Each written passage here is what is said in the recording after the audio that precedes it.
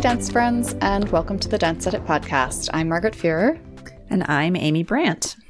We are editors at Dance Media, and in this week's episode, we will dive into the great West Side Story debate, the conversation about why the film's cultural footprint has been so large and whether it deserves to be, which is, of course, very timely given the Spielberg film's release this weekend. We will then talk about the practice of weighing dancers, which, yes, is still a thing somehow, and the harm that that can cause. And then, on a lighter note, we'll discuss a recent poll suggesting that Dancing with the Stars fans actually don't want celebrities with prior dance experience to compete on the show, which I personally find fascinating.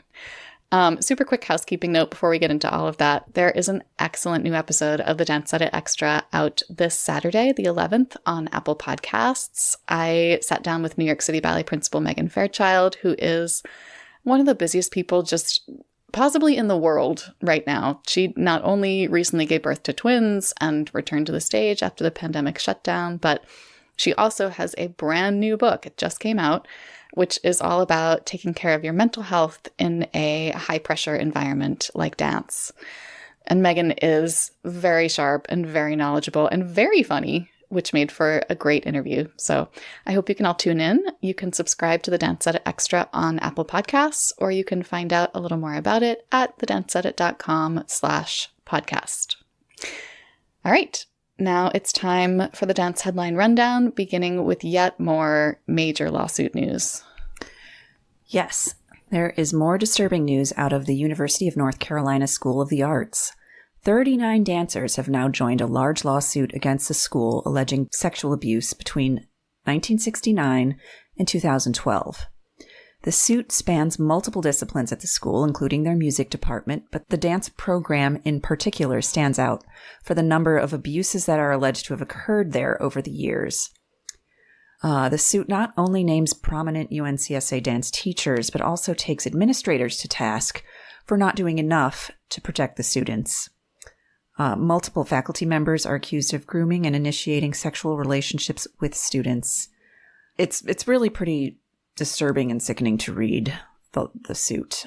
Mm-hmm. If you have a moment, I know Point Magazine recently published an article by Kathleen McGuire-Gaines that talks about grooming in the dance industry, particularly the ballet industry. She interviewed Sage Humphreys, who's one of the 5 plaintiffs accusing Dusty Button and her husband, Mitchell Taylor Button, of sexual abuse. And she is really candid and offers her thoughts on how young dancers are super vulnerable to grooming and sexual abuse. Yeah, and Sage's quotes in that Point story are so powerful. The story itself is essential. I really hope y'all can read it. We will link to that in the show notes, as well as to the Winston-Salem Journal story. Okay, sharp U-turn now. In much happier news, Tom Holland, aka Spider-Man, will play Fred Astaire in Sony's upcoming film about the dance icon. And this is delightful news for several reasons. One, because Holland is an excellent dancer. He actually started his career playing Billy Elliot on the West End. And his incredible choreographed Umbrella mashup on Lip Sync Battle a few years ago, that is still reverberating across the internet. And yes, we know that was partly a Gene Kelly tribute. I don't think that disqualifies him from playing Astaire.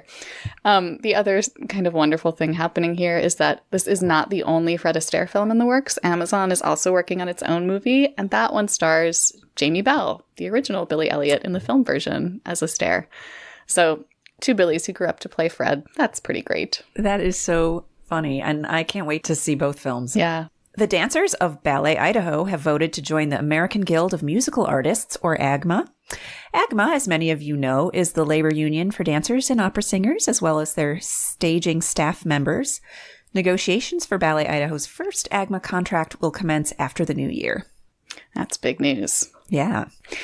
The West End production of Moulin Rouge has been forced to cancel several performances following a COVID outbreak in the company. The show has actually been dark since last Friday the 3rd, and as of recording time will remain dark through at least this Saturday the 11th. And I mean, Moulin Rouge has had such a tough go of it during the pandemic. We've talked before about how the Broadway production saw one of the very first COVID outbreaks back in March of 2020. Mm-hmm. It just devastated that cast. Here's hoping everybody in the West End show recovers quickly. I know, me too. I was thinking about that last night when I was sitting in the theater during a Nutcracker performance. It was so wonderful to just be in a full theater. Everyone had their masks on, etc. But I did have that thought, like, oh, I hope we can just keep this going. I hope nothing happens. So the threat still looms. Yeah, hearing about stuff like this just makes me scared. Forbes magazine's annual 30 Under 30 list includes a handful of dancers this year. And we always love it when dancers make mainstream news, I have to say. 28-year-old American Ballet Theater principal Skylar Brandt is one of them, as well as 18-year-old JoJo Siwa, the Dance Moms alum, who just wrapped up her stint on Dancing with the Stars. And speaking of West Side Story, Rachel Zegler, the 20-year-old Maria in the movie, was also named, as well as members of the influencer collective Collab Crib, Kaylin Castle, Camiro Sykes, and Theo Wissa. So congratulations to all of them. Yeah, there are a ton of exciting artists on that whole list. We'll link to the whole thing in the show notes. The upcoming film version of Wicked is looking to cast a performer who uses a wheelchair in the role of Nessa Rose, who's Elphaba's younger sister, a character who uses a wheelchair. So a big thumbs up to that kind of casting. Yeah. And this is the film that, as previously announced, will star Cynthia Erivo as Elphaba and Ariana Grande as Glinda. So just excellent choices being made all around so far in that production. Yeah. And ending on a sad note, Native American ballerina Marjorie Tall Chief has died at the age of 95. She was the first American ballerina to become an étoile with the Paris Opera Ballet in 1957. And before that, she danced with the original Ballet Russe. She was the younger sister of Maria Tall Chief and the last surviving member of the Five Moons, the 5 Native American dancers from Oklahoma. That include the Tall Chief sisters, Yvonne Chouteau, Moscaline Larkin, and Rosella Hightower. Yeah, end of an era. The Oklahoman obituary for Marjorie, I think it started by saying the last of the 5 moons has set. Mm-hmm. It's just, I saw that. All right, so time for our first discussion segment today. Over the past few years, there has been a ton of talking and thinking about why American culture remains so fascinated with West Side Story, prompted first by that recent Broadway revival and now by the Spielberg film adaptation. I mean, obviously its music and choreography and story are widely beloved, and yet, from the beginning, it has also been a source of deep discomfort because it's a musical written by 4 white men that underscores negative stereotypes about Puerto Ricans. So the New York Times ran a feature this week with 5 musical theater experts discussing why West Side Story still has such a grip on so many of us, and then how or if it should continue to exist on Broadway stages and movie screens.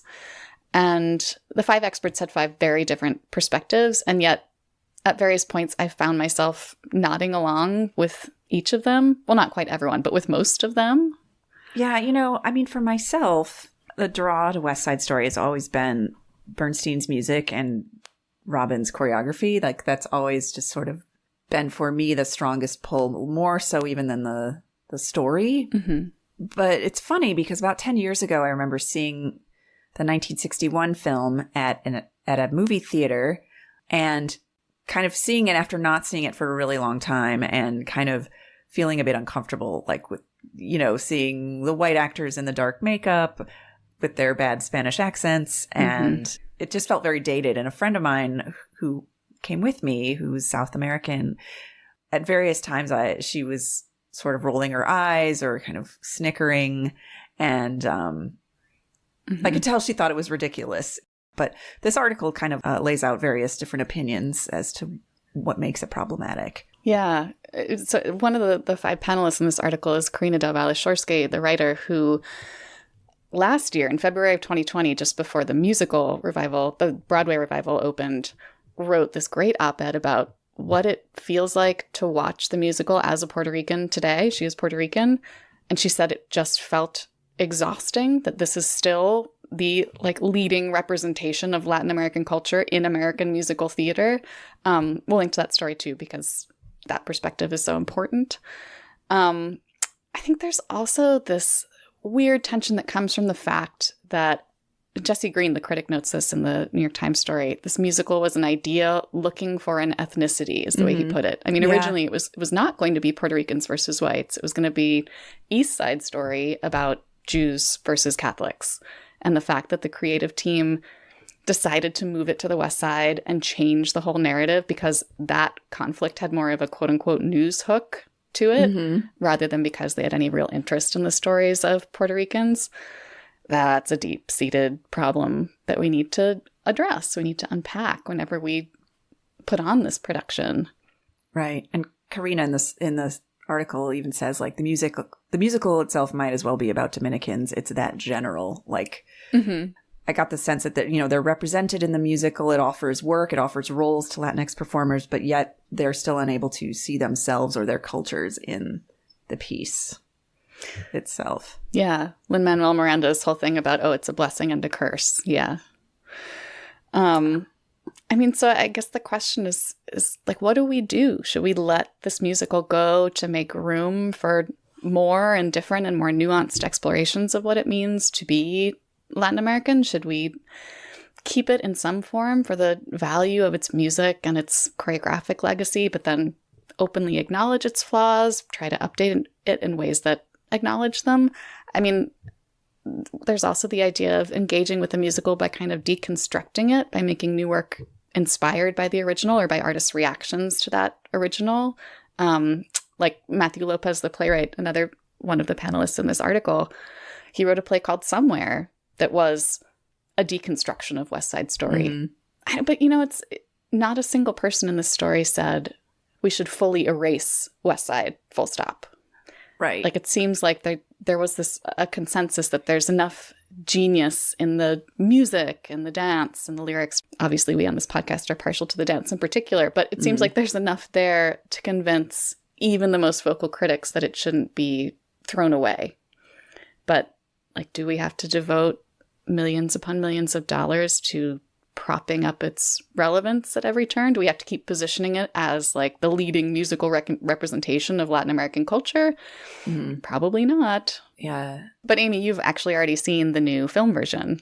I have. I did. I saw a preview of the film, the Spielberg film last week, and I really liked it. I loved it.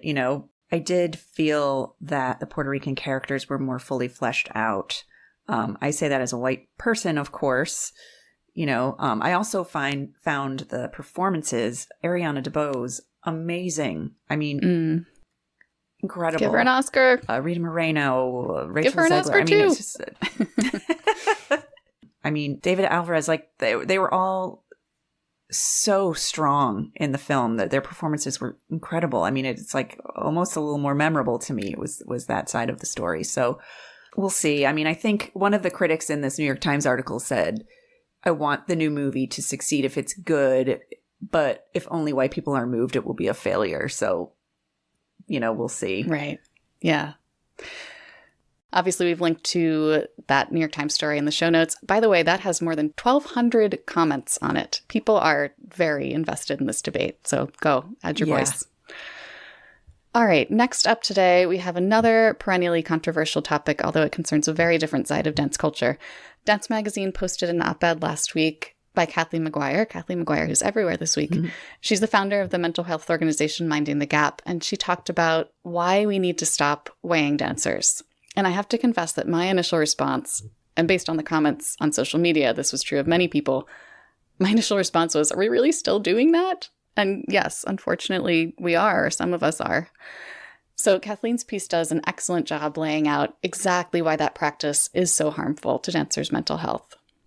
I have to say, Margaret, I reacted the same way. I was a little bit surprised. I thought, oh, gosh, this is still a practice. When I was growing up in the 90s, it was still it was kind of, I somehow escaped weigh-ins. The schools that I went to, we didn't have those. But plenty of my friends had to experience those at summer programs even, or in their pre-professional training. And it really affected them. It really gave them a lot of anxiety. Some of them developed eating disorders. I don't know if it was specifically from experiencing weigh-ins or whatnot, but I just, it was very problematic. And the whole Heidi Gunther, when she died, that's kind of right when I was making that transition from student to professional and everything. And I felt like that was sort of a turning point where the conversation started to change a little bit. So yes, when Kathleen told me she was writing this op-ed, I was like, oh, wow, but like schools are still doing that even today. In this context, it seemed to be more about screening for potential eating disorders than kind of managing your weight to be part of your program. But even so, yeah, like there's some key things that she says in the story. One is that your weight is private medical information. Mm-hmm. And the other is that an eating disorder should be prescribed by a mental health professional, not your dance teacher, which is something I feel like, of course.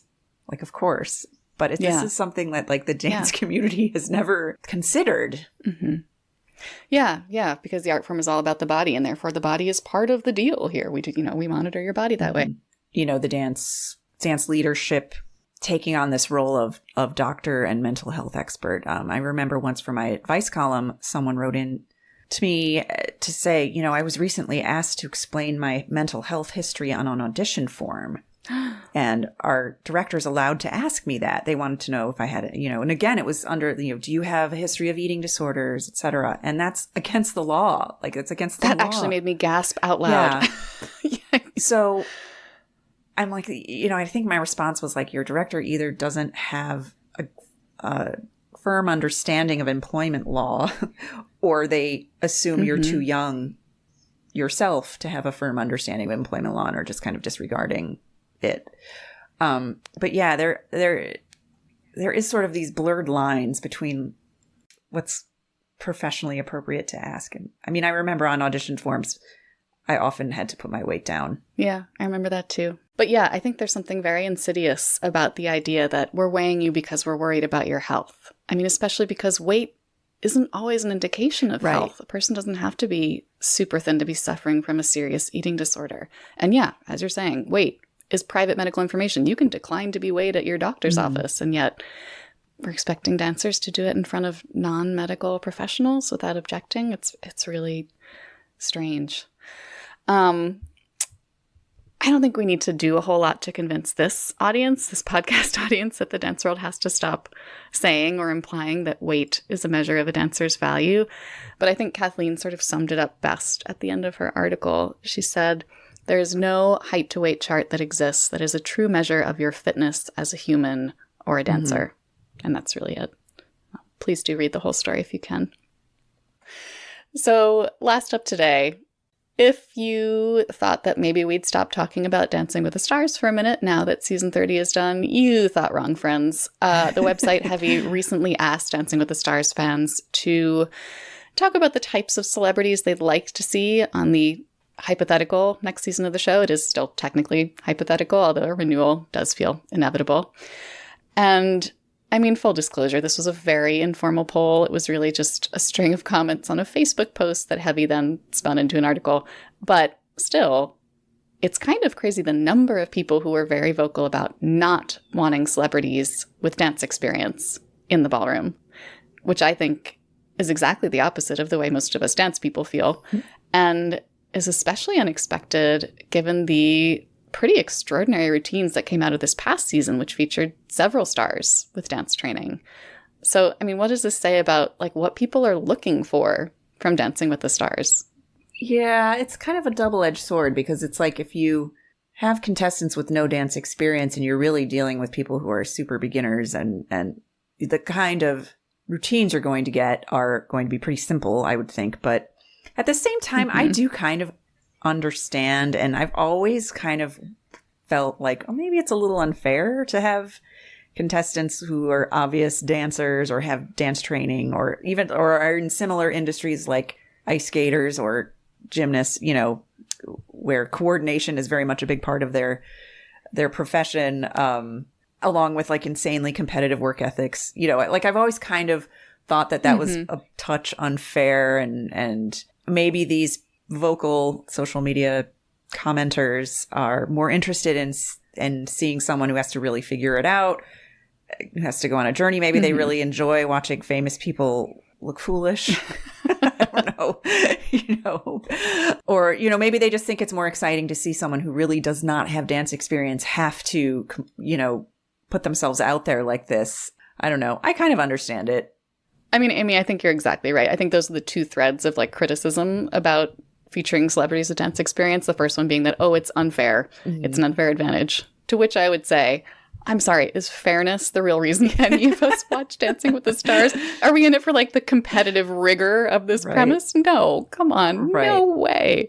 But then the other argument is, yeah, like, is part of the appeal here really watching the like transformative arc of a competitor and see them go from really not knowing much at all to becoming a better and better dancer? Like, of course, there's an appeal to that.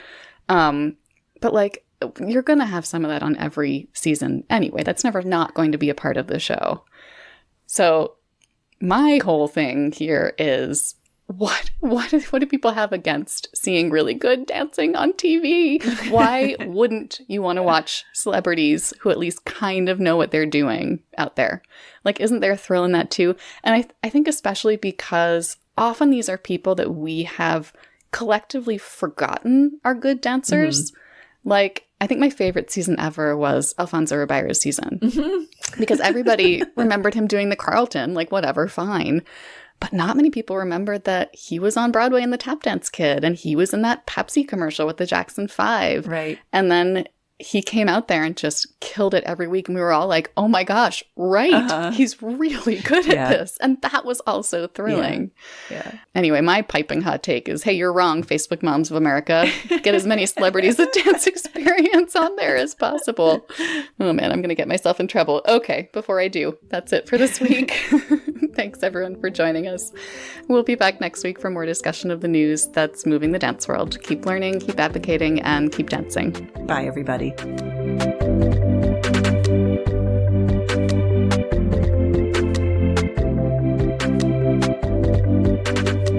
The Dance Edit podcast is a product of Dance Media, publisher of Dance Magazine, Dance Spirit, Point, Dance Teacher, Dance Business Weekly, and the Dance Edit newsletter. Our hosts are Amy Brandt, Courtney Escoyne, Margaret Fuhrer, and Lydia Murray. Our music is by Celestine, with special thanks to Broadway Dance Center for helping us record those footfall sounds. Find out more about the Dance Edit and subscribe to our daily newsletter at thedanceedit.com.